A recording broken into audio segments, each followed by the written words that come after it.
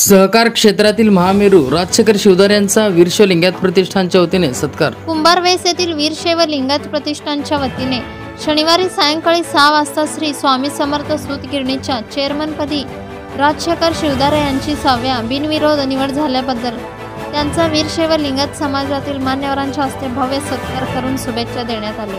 कार्यक्रमाच्या प्रारंभी जगज्योती महात्मा बसवेश्वर महाराजांच्या पुतळ्यास पुष्पहार अर्पण करून कार्यक्रमाची सुरुवात करण्यात आली। श्री शिवोबी सिद्धरामेश्वर महाराज की जय।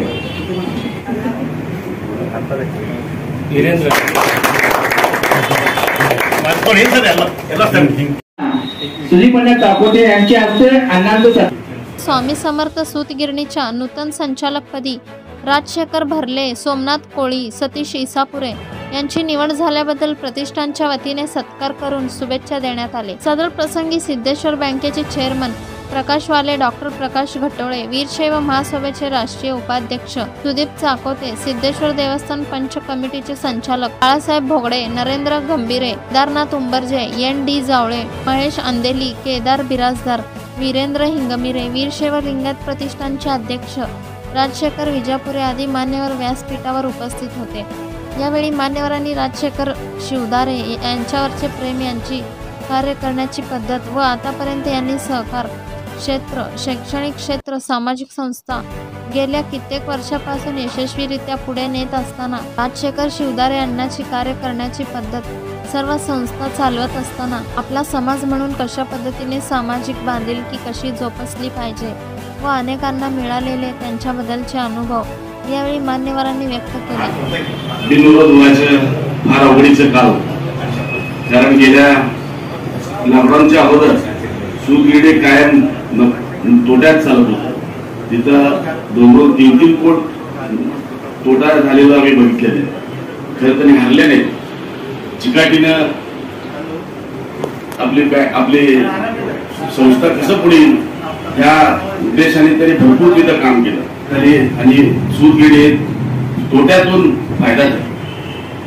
मागच्या वेळी सूतगिरणी जेव्हा वार्षिक सर्वसाधारण सभा झाली त्यावेळी तरी सांगितलं की 2 कोटीचा नफा झाला, परंतु त्यावेळी मागच्या काही एवढं त्रास झालेलं होतं ते सर्व काही निस्तरून ही सूतगिरणी एवढं पुढे आणण्यात त्यांचा हा सिंहाचा वाटा आहे।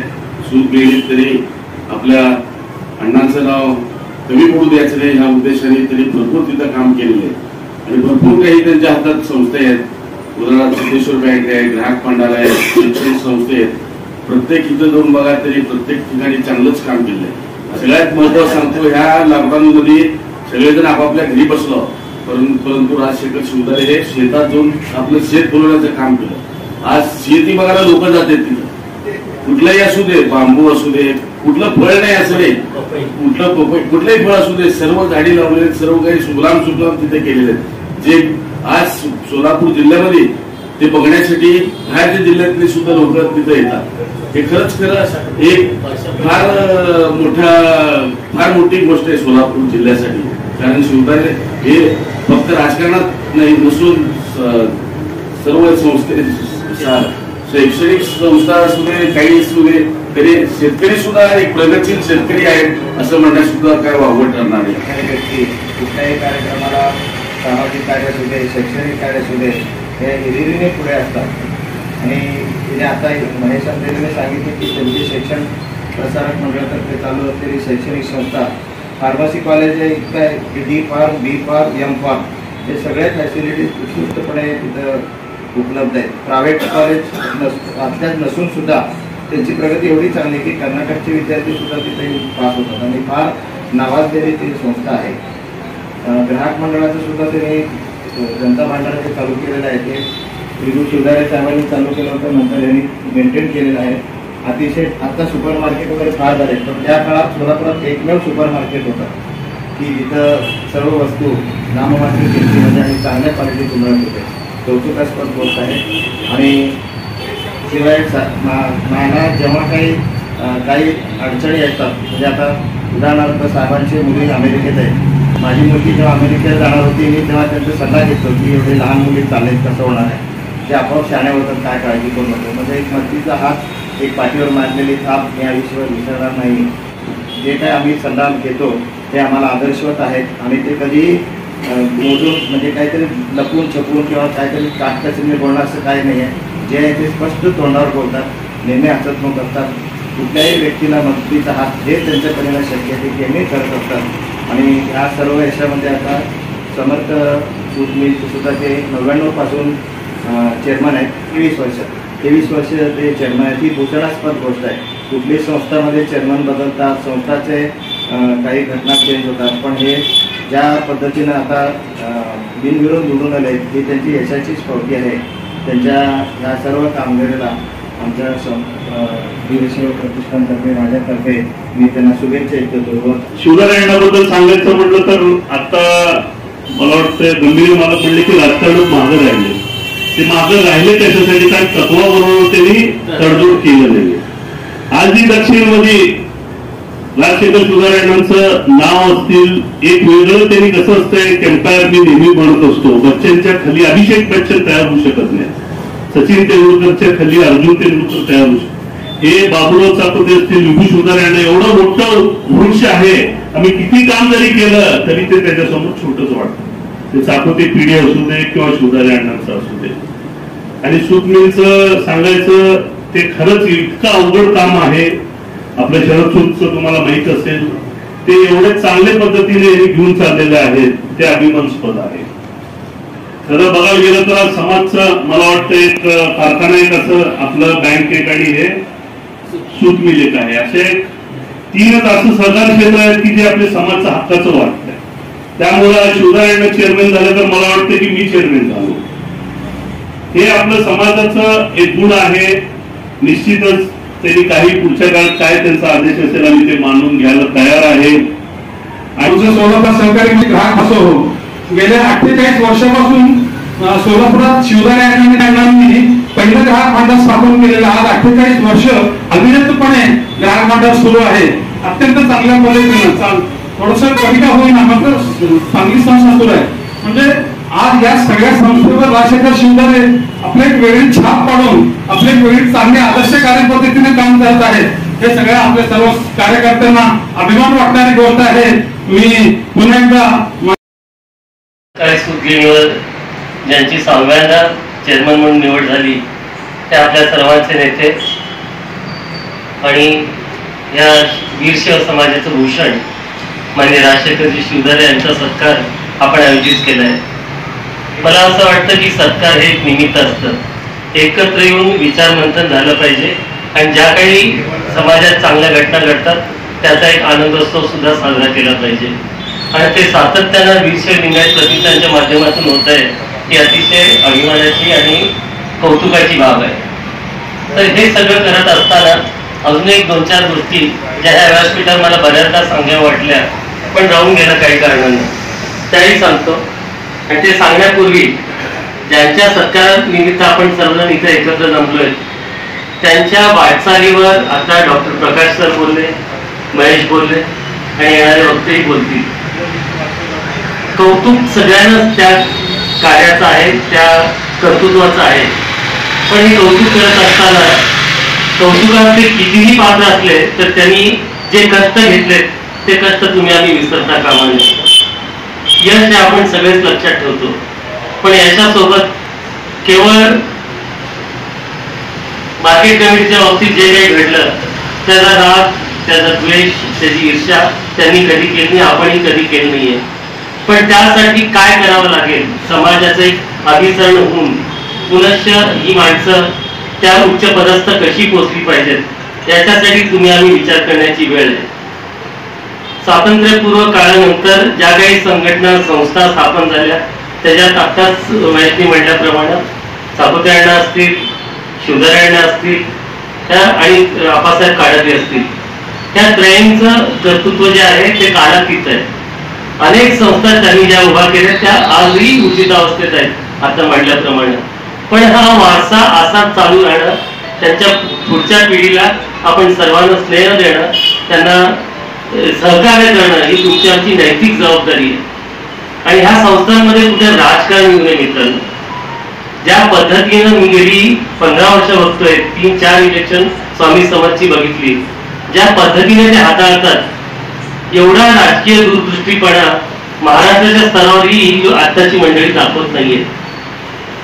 तर हे विनाकारण होत नाही. सूतगिरणी अविरोध काढणं ह्या काळात ही साधी गोष्ट नाहीये आणि ते लिहिल्या ते करतात आणि ती संघटन शक्ती, तो स्नेह, तो जिव्हाळा सगळीकडे त्यांनी पेरलेला आहे. राजकारणात भले ते थोडे मागे असले राजकारणाच्या बाबतीत, राजकारणाच्या व्यासपीठावर, पण सहकार क्षेत्रात, शिक्षण क्षेत्रात आणि आर्थिक क्षेत्रात त्यांनी जी प्रगती केली आहे ती वाखाणण्याजोगी आहे आणि त्याच्याकडे आपण बारकाईने लक्ष दिलं पाहिजे आणि तो वसा उचलला पाहिजे. केवळ वार्डात इलेक्शन मध्ये निवडून येणं, महापौर होणं एवढ्या पुरतच आपलं म्हणजे स्वप्न मर्यादित असू नये. समाजाचं आपण काहीतरी देणं लागतो आणि समाजासाठी झिजलं पाहिजे. ही जी वृत्ती त्यांना वारशाने मिळाली आहे त्याच पद्धतीने ते जगतात आणि त्याच पद्धतीने ते राहतात. आणि कोण काय म्हणतं याच्याकडे त्यांनी कधी लक्ष दिलेलं आणि असूया निर्माण होऊन सूड बुद्धीने वागलेलं मी कधीच पाहिलं नाही. आणि हा त्यांचा गुण सगळ्यांना आजच्या युवकांना घेण्यासारखा आहे. हे ही वेळ नाही आहे, पण तरी तुम्हाला सांगतो काही काळ सिद्धेश्वर बँकेमध्ये आमच्या आप्पांचा आणि अण्णांचा मार्ग वेगळे होते. पण अण्णांनंतर दुसऱ्याच वर्षी मदिनाथ विभूते घरी आले होते आणि त्यांनी सांगितलं की आप्पांना चेअरमन करायचं धाकत आहे. आप्पांनी सुद्धा सांगितलं काही हरकत नाही, एवढ्याच गरजेचं जर बँकेच्या बाबतीत होत असेल, बँकच दोघांचंही सर्वस्व होतं आणि राजशेखरांनी त्यांना त्या वर्षी चेअरमन केलं.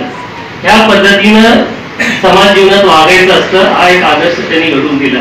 आणि या बाबतीत लोकसत्तामध्ये एक लेख आला होता, नंतर अभय दिवाणजींचा एक लेख त्यांच्यावर आला होता. सगळे चिंता वाहतायत, चिता वाहतायत सूतगिरणीच्या बाबतीत आणि हे फक्त चिंता करतायत की माझा कामगार वर्ग कसा सूतगिरणीचा जगला पाहिजे. बरंच काही घेण्यासारखं आहे की म्हणजे खूप वेळ तुमचा मी घेत नाही, पण जाताना तेवढंच सांगेन. आप्पासाहेब काळगे असू देत, बाबूराव साकोते असू देत किंवा श्रद्धेय विभू शुगारेंना असू देत, त्यांच्या जयंत्यांना आणि पुण्यतिथ्यांना आपण समाजातल्या मंडळींना वेगळ्या पद्धतीने साजरी केली पाहिजे. काही सार्वजनिक उत्सव असतील, काही कार्यक्रम असतील, शैक्षणिक असू देत किंवा अब्दुलपूरकर असतील, जी काही समाजाची वाढत असतील, ही जी श्रद्धेय मंडळी समाजातली त्यांच्या हे दिवसा आपण लक्षात ठेवून आपण साजरे करणं तुमचं आमचं कर्तव्य आहे. तरच हा वारसा पुढच्या पिढीला कळणार आहे. तर हे आपण करावं जे मी भविष्याच्या माध्यमातून करायचा प्रयत्न केला, पण त्याला इतकं यश आलं नाही. पण हे आपण करू शकता, आपले एक संघटन आहे, तर हाही विचार व्हावा असं मी तुम्हाला याप्रती आवाहन करतो. आणि आता सिद्धेश्वर बँकेच्या बाबतीत सांगितलं तर मी चेअरमन साहेबांचंही अभिनंदन करतो. 1,400 कोटीचा नफा यावर्षी त्यांनी काढले. सगळ्या बँकेची परिस्थिती काय हे मी वेगळं सांगणार नको आणि त्या बँकेत VC असताना त्याच्यावर भाष्य करणं योग्य नव्हे.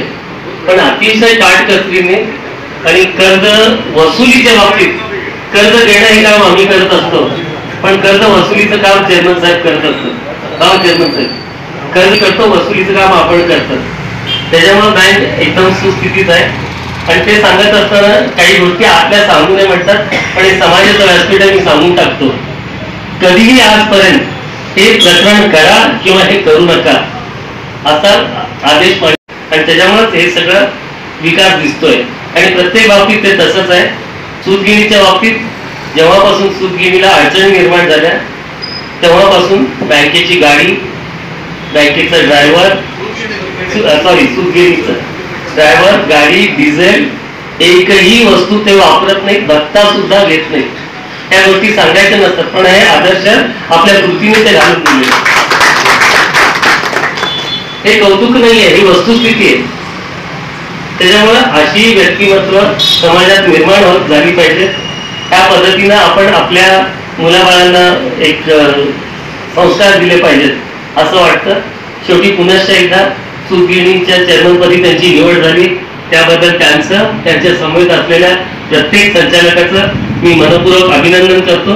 येणाऱ्या काळात अनेकांची पद्धती सांभाळावी लागते आणि प्रत्येक निवडणुकीला पाहतो ह्याच संस्थेच्या निवडणुकीला नाही, इतर अनेक संस्थांच्या निवडणुकीमध्ये थोडेफार नाराज असते, थोडेफार लोकांची अपेक्षा असते. आता सूतगिरणीच्या थोड्याशा निवडणुकीला पण काही लोकांचा थोडासा नाराजी होती. पण राजशेखरजींनी ज्या कौशल्याने आता नरेंद्र सांगितल्याप्रमाणे ज्या कौशल्याने ती हाताळली आणि सर्वांचं समाधान करून निवडणूक बिनविरोध केली, ही खरोखरच खूप मोठी ह्या आता सध्या सहकार क्षेत्रामध्ये खूप मोठी गोष्ट आहे. आणि आपण पाहतो सरकारचा युग आहे, खाजगी धंदे करताना आपल्याला अनेक अडचणी येतात, अनेक आपण बघत असतो. सरकारी क्षेत्रामध्ये तर या गोष्टी कडाक्षणी नफा स्थानामध्ये या रोज चालू लागतात. आणि आता परिस्थिती अशी असते, नैसर्गिक परिस्थिती म्हणा किंवा धंद्याची परिस्थिती असेल म्हणा, त्याची म्हणजे या काक्षाच्या धंद्याला खूप मोठी आहे. आपण पाहतो स्वामी समर्थ सूतगिरीच्या स्थापनेच्या वेळेस ज्या सोलापुरामध्ये ज्या 2-4 सूतगिऱ्या त्या निर्माण झाल्या, त्यांची परिस्थिती आज काय आहे. आणि स्वामी समर्थ सूतगिरीची तुलनात्मकरित्या जर आपण केला अभ्यास करत तर आज ह्या सूतगिरीची परिस्थिती काय आहे ही खरोखर विचार करण्यासाठी गोष्ट आहे. आणि हे सगळं साध्य झालं तर फक्त राजशेखर शिवदार यांच्या कुशल नेतृत्वामुळे आणि कुशल कार्यपद्धतीमुळेच हे सगळं साध्य झालेलं आहे. आणि इतर संस्था मी तर त्यांना परीस म्हणून त्यांना उपमा देतो असं वाटतं. कारण त्यांच्या स्पर्धेत ज्यादा संस्थेला झालेलं आहे, त्या सगळ्या संस्थेचं सोहळं झालेलं आहे. आणि असंच पुढं त्यामुळे मला आता थोडंसं मी बोलतोय आता ग्राहक भांडार किंवा हे बॉल निघाले, त्यामुळे आपले जे ग्राहक भांडार होतं त्यामध्ये थोडं आपण बॅकफुटला आलो हे खरं आहे.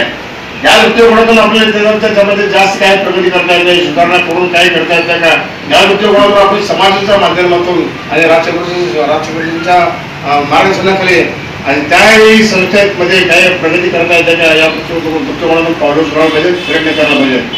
परंतु आम्ही राजशेखर शिवदार आणि त्यांच्या सर्व सहकार्यांना स्वामी समर्थ सूतगिरीचे यापुढील कार्य अगदी व्यवस्थित व्हावं. भारतामध्ये लौकिक आहेच, परंतु ते उद्योजक व्हावं असे मी अपेक्षा व्यक्त करून माझे 2 शब्द. यानंतर शिवदार यांनी आभारपर उपस्थितांना मार्गदर्शन केले. आणि समाजातील सर्व प्रतिष्ठित नागरिक, मी सुरुवातीला तुमचे सर्वांचे आभार मानतो. एक मोठा सत्कार आज आपण आपल्या प्रतिष्ठानच्या वतीने केला. आजपर्यंत जेवढे सत्कार झाले ते हा सत्कार एका बाजूला आणि समाजाच्या एक प्रतिष्ठानच्या वतीनं जो सत्कार झाला तो एका बाजूला असतो. आणि ते तुम्ही नुसता सत्कार केला तर केला नाही तर कृतीतून दाखवून दिला. आजपर्यंत जेवढे हार आले त्याचे एकच हार केली युवराजने, एवढा मोठा हार त्यांनी घातला. खरंच बरं वाटलं. हे कार्य कोणीतरी केलं पाहिजे.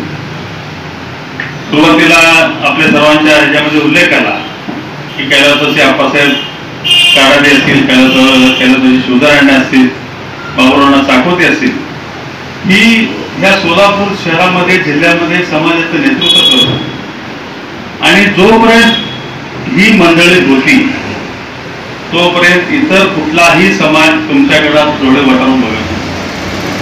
परंतु काळ बदलला, परिस्थिती बदलली, समाजामध्ये थोडीशी उघडी निर्माण झालेली आहे. आणि यांचं कार्यकर्तृत्व सोलापूर जिल्ह्यापुरतं मर्यादित नव्हतं. यांचं कार्यकर्तृत्व महाराष्ट्रामध्ये देश पातळीवरती ह्यांना मानत. कुठलाही पक्ष असू दे, अरे बाबा तिथे शिवदार आहेत तर बाबुराव नाहीत, आप्पासाहेब आहेत, त्यांच्यासमोर आपण कसं जायचं, ही चर्चा त्यावेळेस व्हायची. त्यावेळी त्या काळामध्ये आपल्या सोलापूर शहरामध्ये नगरपालिकेची निवडणूक जर झाली तर केदार 15-20 सदस्य, 20 ते 25 सदस्य आपल्या समाजाचे असायचे. आमदाराचे आमदार जे होते त्यामध्ये मोठ्या प्रमाणात आपल्या समाजाचे आमदार असायचे. आपले असतील, कोड जातीचे असतील, कुठले असू दे. परंतु अलीकडं जर आपण काळ बघितला, वेळ बघितला तर तुम्हाला आपण किती लांब सरकलो यापासून हे लक्षात येतं. त्याला कारण काय असतील आपल्याला माहित नाही. अनेक कारण आहेत. इतर समाज पुढे जाण्याबद्दल आमचं दुमत नाहीये, परंतु त्याच्याबरोबर आपला समाज पाठीवर पडलाय हे दुःख मात्र सर्वांनाच होते. अनेक टाळायचं असेल तर ही समाजाची ही जी प्रतिष्ठानची जागा आहे त्याला आपण भरघोस मदत केली पाहिजे. आणि ह्या समाजातला वेगवेगळ्या ठिकाणी आता बघतो मी किती वेळा तरी ज्यांचं नाव भेटते की वाटस्वान हे आपल्या समाजाचे असतील, परंतु सुदीप सांगितल्यासाठी हे बरोबर हा माणूस होतो, त्यांना आणतो, आम्हाला बोलवतो, सत्कार करून जातो. कितीतरी अधिकारी आहेत, मंत्रालयात असतील, पंचायत समितीमध्ये असतील, जिल्हा परिषदेमध्ये असतील, आपल्या शहरामध्ये असतील, मराठवाड्यामध्ये तर नावं बघितले की लक्षात येते हे समाजाचे, पण हे सर्व त्या प्रतिष्ठानच्या माध्यमातून आपण आजपर्यंत काम केलं. म्हणून सुरुवातीलाच मी सांगितलं, आताही सांगतो, कुठलंही तुमचं कार्य असू दे, माझ्या हातनं जेवढं काय होईल. शेवटी आम्ही, मी सांगितलं ना, आमचे वडील ज्यावेळेस सिंगळगीमधनं आले त्यावेळेस काही आणले नव्हते आणि जाताना काही घेऊन गेले. मी सर्वांना नेहमी तेच म्हणत असतो, संस्था ह्या ज्यांनी निर्माण केल्यात ना, ते जाताना त्यांनी संस्था, मी कामगार लोकांचं म्हणत असतो, संस्था ज्याने उभा केलेत त्याने हात हलवतच गेले, जाताना इथं ठेवून गेले. आम्ही हात हलवतच जाणार आहे, कोण काय जाताना ठेवून जाणार आहे का? आप्पासाहेब काढते काय कारखाने घेऊन गेले का, बाबूरावना काय एपीएमसी घेऊन गेले का, आमच्या अण्णा काय संस्था घेऊन गेले, ती संस्था इथंच राहणार आहे. परंतु ते चालवणं, पुढच्या काळामध्ये चालवणं हे फार गरजेचं आहे. आणि तुम्ही सर्व सांगितलं, एक आम्हाला एक वारसा आला आणि आमच्या अण्णाने मला काही शिकवलं नाही, जाताना एकच शिकवलं की संयमाने राहायला शिका. मी तुम्हाला एकदा किस्सा सांगतो. 2004 साली ज्यावेळेस माझ्या विधानसभेमध्ये पराभव झाला, थोडक्यामध्ये पराभव झाला, सकाळी उठून मी बसलो होतो, काय करावं होतं, काय नाही बसलो, जायचं म्हटलं ऑफिसमध्ये जाऊन बसायचं, घरी बसायचं आणि दिवसभर घरी यायचं, डबाही तिथं जेवायचं, जेवणही तिथंच करायचं. आणि तुला सांगतो म्हणजे आज तुला मदत केलेले लोक येतील, तुला पाडणारी लोक येतील, तुझ्या समोर रडतील. आपल्याला माहित आहे कोण आपल्याला विरुद्ध काम केलंय, पण कोणालाही चुकून तुमच्यामुळे मी पडलो हे बोलायचं नाही. आणि ते फक्त मी आजपर्यंत पाळतो, आजपर्यंत कुणालाही नाव ठेवत नाही. मला याच्यानं लक्षात येतं, माझ्या ऑफिसमध्ये येणारा माणूस कशा पद्धतीने येतो, कशासाठी येतो, मला सगळं लक्षात येतं. परंतु आलेल्या माणसाला पाणी प्यायचं, पाजायचं, चहा पाजायचं, झालं आपल्या हातनं काम करायचं, नसेल तर नमस्कार करायचं आणि जायचं. अशा केल्यामुळे ह्या संस्था आम्ही व्यवस्थित चाललो. सूतगिरणीचा आता उल्लेख झाला, अत्यंत हालाकीची परिस्थितीमध्ये मी सूतगिरणी चालवली. 2012 पर्यंत महाराष्ट्रातील, देशातील सगळ्या सूतगिरणीची परिस्थिती फार चांगली होती. परंतु काळ बदलला, अनेक अडचणी आल्या, त्याच्यामुळं 5-7 वर्ष फार त्रास झाला. म्हणजे मला एवढा मानसिक त्रास झाला, शारीरिक त्रास झाला. म्हणून मी यावेळेस संचालक व्हायचं नाही आणि बाहेर पडतो, त्रासामुळे नाही. मी म्हटलं एकाच खुर्चीवरती आपण 22-23 वर्ष एका संस्थेवरती बसायचं. 1999 पासून ते आजपर्यंत एका संस्थेवरती 25 वर्ष काम करणं एवढं सोपं नसते. खुर्ची बदलली, माणसं बदलली, थोडं कल्पना बदलतात, कार्य करण्याची पद्धत बदलती, त्याच्यामुळं संस्थेला काहीतरी फायदा होईल ह्या विचाराने मी सर्वांना विनंती केली होती. सोलापुरातल्या सर्व लोकांना, तालुक्यातल्या सर्व लोकांना, अक्टोबरमध्ये सर्व नेते मंडळी, त्या सगळ्यांना मी विनंती केली, परंतु कोणीही त्यांनाही ऐकलं नाहीये.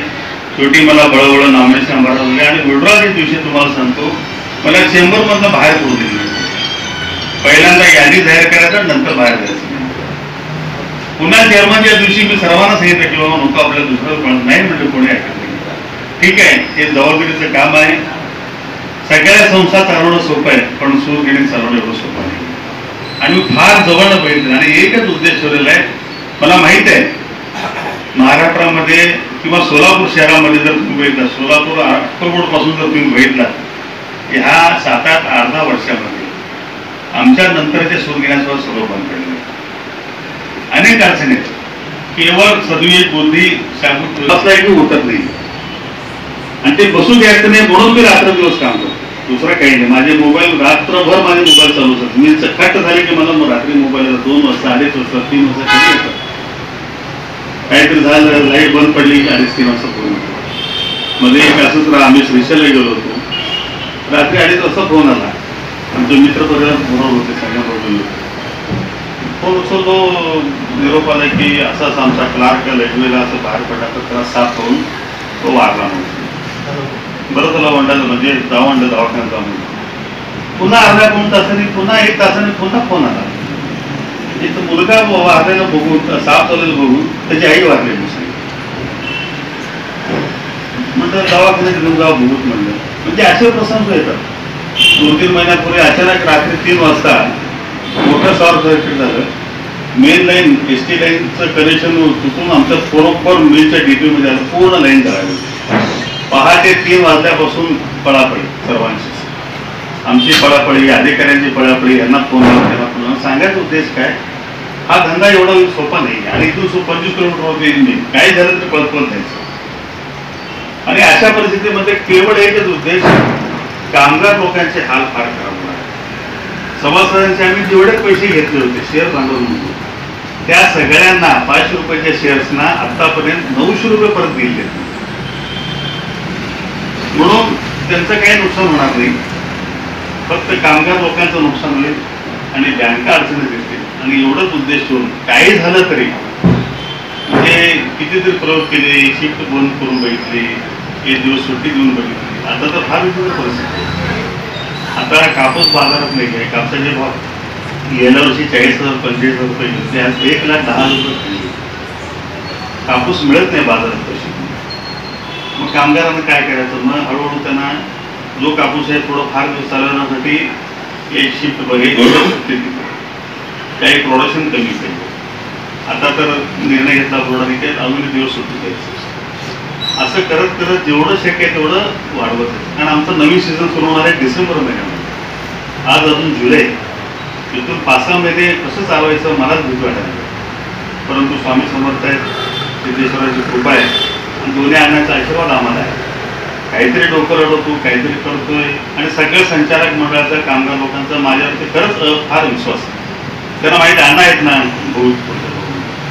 आज हे संचालक मंडळ हे तर आता नवीन आहे. जुने संचालक मंडळ 1990 पासून ते आजपर्यंत कुठलंही संचालक मंडळ माझ्याकडे डोळे करून असं काय करत म्हणून विचारत नाही. त्याचं कारण काय, मी त्यांना सर्व माहिती त्यांनी विचारायची आधी देत असतो. त्याच्यामुळे ते काय विचारतात. आणि कामगार लोकांचा विश्वास अण्णा येत ना नोडा मिळाला या निगम नादीला सुट्टी पडा पण नरसा महाराजांना त्या विश्वासाने चालले. आणि प्रत्येक संस्था ज्या ज्या वेळेस मी 1999 साली इथं आलो, त्याच्यानंतर बँक असेल, कॉलेज असेल, ग्राहक मंडळ असेल, एकच उद्देश ठेवले आपल्याला माझी तुलना अण्णाबरोबर होणार आहे. आणि उद्या कोणी म्हणू नये अण्णा कसे होते आणि मुलगा कसे नाही. मी फार वाढवलं नाहीये, पण जे काय आहे ते प्रामाणिकपणे म्हणजे कधीही त्याचं इकडचं तिकीट होऊ नये, प्रामाणिकपणे मी काम करण्याचं केलेलं आहे.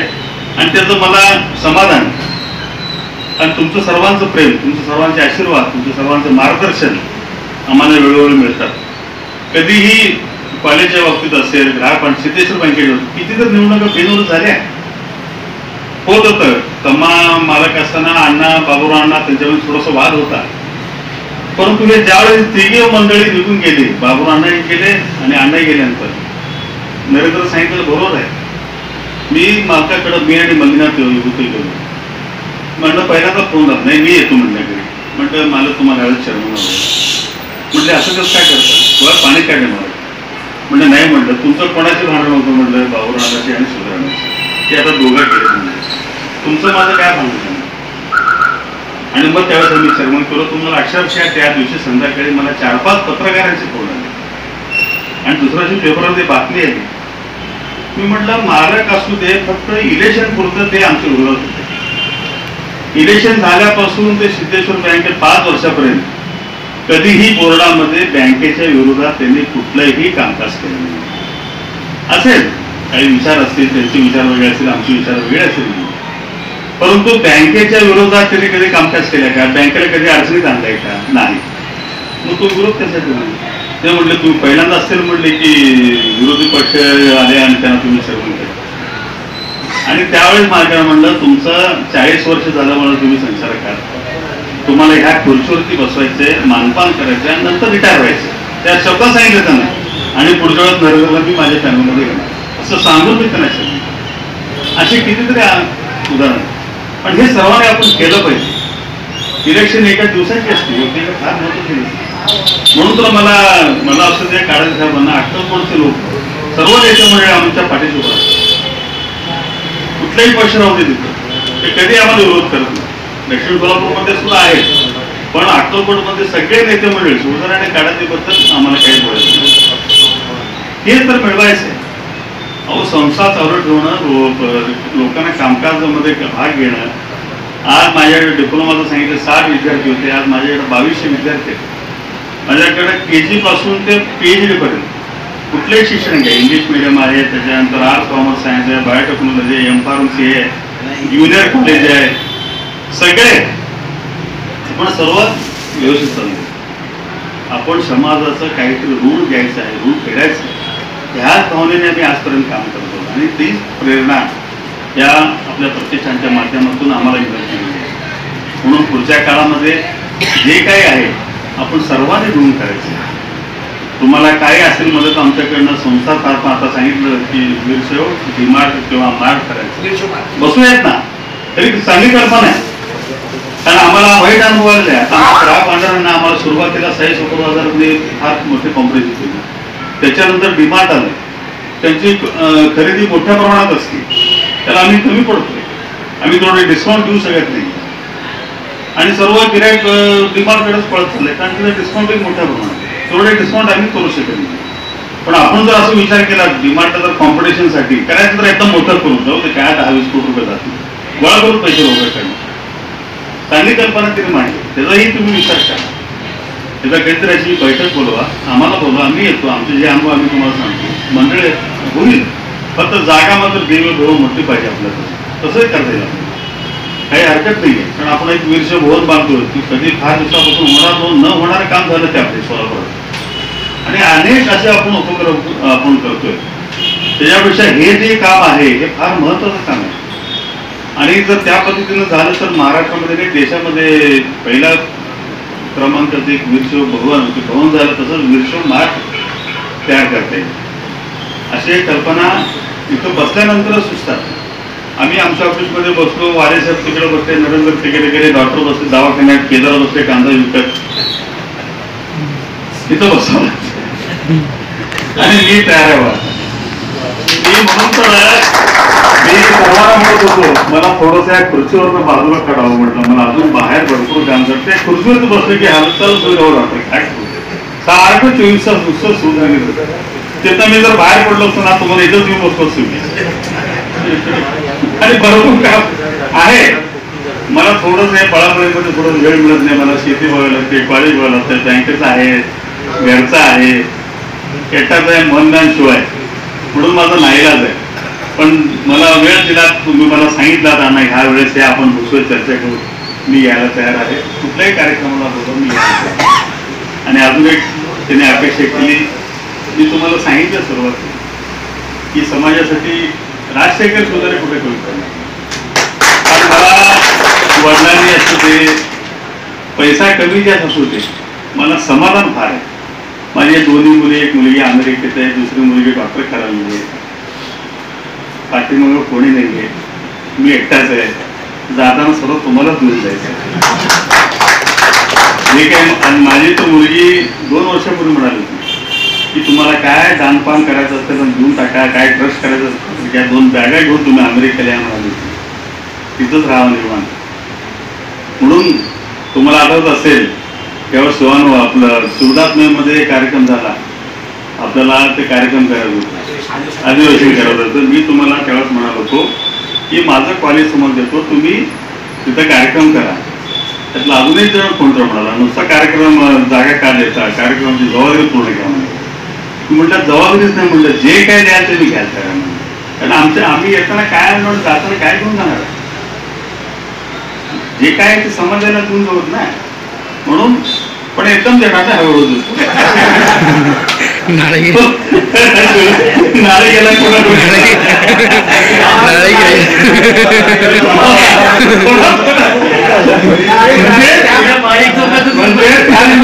रोल माझ्याकडे आहे. 500 रुपयाचा टॅग घेऊनच जातं नाही. त्याच्या वेळेस तुम्हाला गरज आहे की आता मी कोणाकडे जाणार नाही. आता एकच माझ्यापाशी मी आहे त्या एवढं म्हणतो. फार बोललो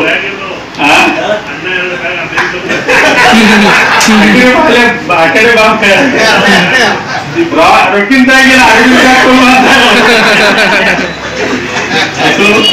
असंच आपण काम केलं पाहिजे. तुम्हाला खरंच जेवढे धन्यवाद द्यायची सुरुवात केली. सर्व प्रतिष्ठित नागरिक आपण इथं बसलोय, चर्चा करतो, हसत करत राहतो. त्याच्यापेक्षा काय पाहिजे आपल्या समाजामध्ये. दुसऱ्या समाजामध्ये आपण पाहतोय काय काय परिस्थिती आहे, कसे भांडतात, काय करतात. आपण तसं वागून सांगणार नाही. आपल्या समाजाचा विचार बघणं पुन्हा करू असं होतंय. त्रास कधी कधी फार त्रास होतात, परंतु त्यावेळेस जर बॅलन्सिंग ठेवलात ना माइंडचं तर व्यवस्थित होऊ शकते. म्हणून तुम्हा सर्वांना माझी विनंती आहे ही चळवळ एका रात्रोरात संपत नाही. आता ग्राममंडळ उल्लेख नाही 48 वर्षापूर्वी ही ग्राहक चळवळ कोणाला माहीत नव्हती. त्यावेळेस अण्णांनी ते ग्राहक बांधत उभा केलं. नफा तुटपून जाय परंतु अजूनही संस्था चालू आहे. आमची चालू ठेवायचं ते संस्था बंद करायचं. म्हणून ही चळवळ आहे सामाजिक चळवळ आहे ना. तुम्हाला फार लांबपर्यंत जावं लागेल. त्यामध्ये सर्वांनाच घेऊन जावं लागेल. पाणी स्वच्छ असते गढूळ असते ते सर्वांना घेऊनच जावं लागते. आणि हे कार्य हे आपल्या प्रतिष्ठानच्या वतीने होते. म्हणून पुन्हा एकदा तुमच्या सर्वांसाठी धन्यवाद करतो. थोडं जास्तच बोललो आज पण बरं वाटलं तुमच्याशी बोलल्यामुळं. अशीच प्रेरणा पुढच्या काळामध्ये आम्हाला मिळावी एवढंच विनंती करून मी आपल्याकडे घेतो. जय हिंद. यावेळी अशोक नागणसुरे, प्रशांत धुम्मा, सुनील शरणार्थी, विजयकुमार तंबाके, देवा अजिंखाणे, मनोज कोले, महेश बेंबळगी स्वामी, कैलास मेंगाणे, कैलास जेवरे, अनिल वजीरकर, बसवराज अयंगार, सोमनाथ मद्रे, गौरीशंकर आडगळे, गौरव जक्कापुरे, रोहित इटकी यांच्यासह वीरशैव लिंगायत समाजातील सर्व समाजबांधव तसेच वीरशैव लिंगायत प्रतिष्ठानचे सर्व पदाधिकारी व संचालक मंडळ उपस्थित होते. या कार्यक्रमाचे सूत्रसंचालन गुरुनाथ निंबाळे यांनी केले.